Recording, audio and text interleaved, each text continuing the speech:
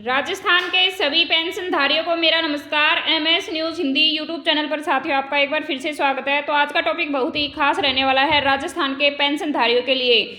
हम बात करेंगे वृद्धा विधवा विकलांग पेंशनधारियों के बारे में। जो राजस्थान में पेंशनधारी हैं उनके लिए पेंशन योजना 2025 में जो दिव्यांग, वृद्ध और विकलांग या विधवा जो भी पेंशनधारी है उनके लिए 16 नवंबर से बकाया पेंशन वितरण जारी होने वाली है। यानी कि पेंशनधारियों की होने वाली है बल्ले बल्ले और होने वाली है मौज। अभी तक आपने हमारे चैनल को सब्सक्राइब नहीं किया है तो MS news Hindi YouTube channel को सब्सक्राइब करना बिल्कुल भी ना भूलें। वीडियो में बने रहें। राजस्थान के बजट की अगर हम बात करें तो राजस्थान में बुजुर्गों को अब कितनी पेंशन मिलेगी, दिया कुमारी की बजट घोषणा के बाद आलोचना क्या है, तो वीडियो में बने रहें, पूरी जानकारी लें। राजस्थान में बुधवार को राज्य बजट पेश होने के बाद में आमजन के बीच कई सवाल चर्चा में आ गए। यानी कि कई क्वेश्चंस लोगों के दिमाग में आ गए कि पेंशन से जुड़े भी हैं। वृद्धा पेंशन कब तक आएगी, राजस्थान में वृद्धा पेंशन की राशि कितनी है, तो आइए जानते हैं सभी सवालों के जवाब वीडियो के माध्यम से। राज्य स्तर पर पेंशन सहायता केंद्र ने भी खोले जाएंगे। यानी कि राज्य स्तर पर पेंशन सहायता केंद्र भी खोले जाएंगे ताकि दिव्यांग, विधवा लाभार्थियों का दस्तावेज सत्यापन में आसानी हो सके, उन्हें दूर तक नहीं जाना ना पड़े, उनको सहायता मिल सके। आप सभी पेंशन भुगतानों की ऑनलाइन ट्रैकिंग सिस्टम से निगरानी की जाएगी जिससे किसी भी देरी या रुकावट की स्थिति तुरंत हल हो सके। शिकायतों का निपटारा जल्द ही किया जाएगा। कार्य दिवस यानी कि तारीख की अगर हम बात करें तो 16 नवंबर से शुरू कर दिया जाएगा। राज्यवार स्थिति हम जानेंगे या हम जानते हैं कि कौन से जिले में क्या होने वाला है। राजस्थान में अगर हम बात करें नवंबर की, तो नवंबर की पेंशन जारी होने के आदेश भी जारी कर दिए गए हैं। तो वीडियो में बने रहें। पंचायत स्तर पर रिकॉर्ड वेरिफिकेशन कैंप भी शुरू हो चुके हैं। जो पेंशनधारियों के पुराने रिकॉर्ड्स हैं वो अपडेट हो रहे हैं। बोनस योजना को लेकर भी कैबिनेट में चर्चा चल रही है, जल्द ही फाइनल निर्णय होने वाला है। अब हम बात करते हैं वृद्ध और विकलांग पेंशन की। तो विकलांग पेंशन 4500 रुपये के करीब पहुंच जाएगी। जिला स्तर पर रुकी हुई पेंशन की लिस्ट भी जारी कर दी जाएगी। कब? 16 नवंबर से भुगतान संभव होगा। महिलाओं के लिए विशेष सम्मान योजना जारी कर दी गई है। विधवा पेंशन में अगर हम बात करें तो जो पेंशन विधवा महिलाओं को मिलती थी उनको 1000 रुपये बढ़ोतरी और कर दी जाएगी या 1000 रुपये फालतू मिलेंगे। 16 नवंबर के बाद दिसंबर समाप्ति से सभी राज्यों के पेंशनधारियों को बकाया पेंशन का भुगतान भी कर दिया जाएगा।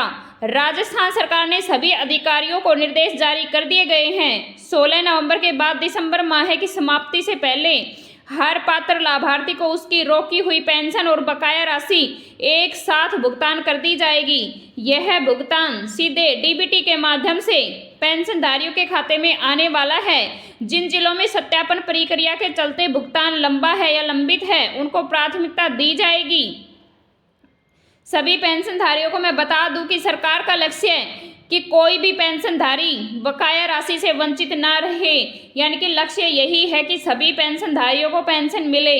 अलग अलग जिलों में पेंशन वृद्धि 1500 से 4500 तक के बीच में पेंशनधारियों को मिलने की संभावना है। राज्य सरकार के संयुक्त प्रयास से अब सामाजिक सुरक्षा पेंशन की राशि में भी वृद्धि की जा रही है। अलग अलग जिलों में वह वृद्धि 1500 से 3000 से 4500 तक सीमित रहेगी, जो वहां के आर्थिक स्थिति और बजट पर निर्भर करेगी। यानी कि पेंशनधारियों की बजट पर रहने वाली है। अब हम बात करते हैं जयपुर जिले की। तो राजस्थान में जयपुर जिले की भजनलाल सरकार वित्त मंत्री दिया कुमारी ने वित्तीय वर्ष 2025-26 का बजट विधानसभा में प्रस्तुत किया है। बजट पेश होने के बाद नेता प्रतिपक्ष टीकाराम जूली ने प्रेस कॉन्फ्रेंस कर सरकार पर तीखे हमले भी किए हैं। उन्होंने आरोप लगाया है कि सरकार बड़ी बड़ी घोषणा करती है लेकिन पेंशन समय पर नहीं देती है, लेकिन पेंशन और सैलरी देने के लिए आवश्यक धनराशि सरकार के पास में है ही नहीं। उन्होंने सरकार की वित्तीय स्थिति पर सवाल उठाते हुए कहा है कि पिछले बजट में अनुमानित राजस्व प्राप्ति के लक्ष्य भी पूरे नहीं किए जा सके, समय पर लोगों को पेंशन नहीं मिली है। इस बजट को लोक लुभावन बताते हुए उसे जनता को भ्रमित करने वाला करार दिया है। उन्होंने बोला है कि जनता को भ्रमित किया जा रहा है, तारीख पे तारीख दी जा रही है। वित्त मंत्री दिया कुमारी ने बताया 2025-26 का बजट पेश किया है। टीकाराम जूली ने सरकार पर वित्तीय स्थिति को लेकर सवाल उठाए गए हैं। पेंशन और सैलरी में कमी को लेकर विपक्ष ने सरकार को घेर लिया है। किरोड़ी लाल मीणा की अनुपस्थिति पर जूली राम ने काफी सवाल उठाए हैं। राजस्थान में बुधवार को राज्य बजट पेश होने के बाद आमजन के बीच में भी कई सवाल चर्चा में आ चुके हैं। वृद्धा पेंशन कब तक आएगी और कब नहीं आएगी।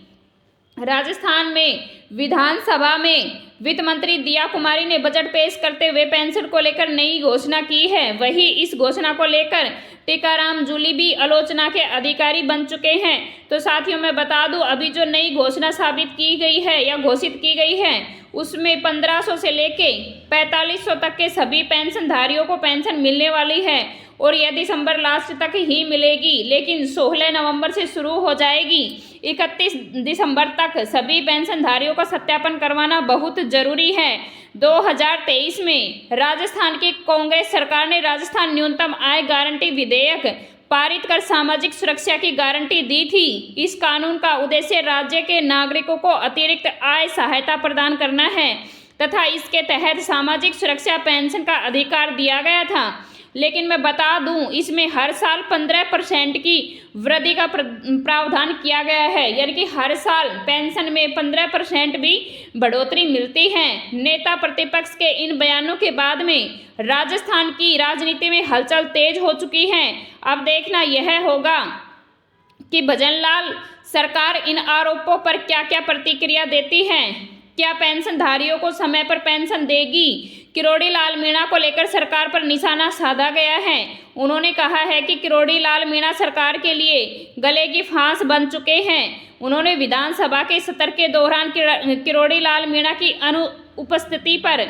सवाल खड़े किए और कहा, जब कृषि बजट पढ़ा जा रहा था तब उन्हें सदन में होना चाहिए था। जूली ने फोन टैपिंग के आरोपों का मुद्दा उठाते हुए सरकार से जवाब मांगा है। कहा है कि अब तक चुप्पी क्यों साधी गई थी, समय पर पेंशन क्यों नहीं दी जा रही है।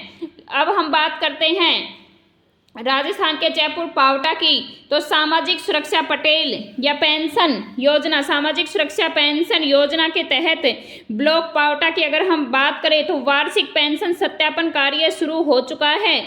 विभाग ने सभी पात्र पेंशनधारियों को 31 दिसंबर 2025 तक अपना सत्यापन करवाना बेहद जरूरी बताया है। समय पर सत्यापन नहीं हुआ तो पेंशन अगले माह से बंद हो जाएगी। दिसंबर में पेंशनधारियों का भौतिक सत्यापन करवाया जाता है। ब्लॉक पावटा में वर्तमान में ग्रामीण क्षेत्र के 22,343 पेंशनर्स पेंशन योजना का लाभ ले रहे हैं, यानी कि 22,343 नागरिक पेंशन का लाभ ले रहे हैं। 4,303 पेंशनर का सत्यापन पूरा हो चुका है, जबकि 18,040 पेंशन का जो सत्यापन है वे शेष हैं। तो मैं सभी से बता दूं कि समय रहते हुए दिसंबर से पहले अपना पूरा सत्यापन करवाएं और पेंशन का लाभ उठाएं। अगर वीडियो अच्छी लगी है तो लाइक करें, शेयर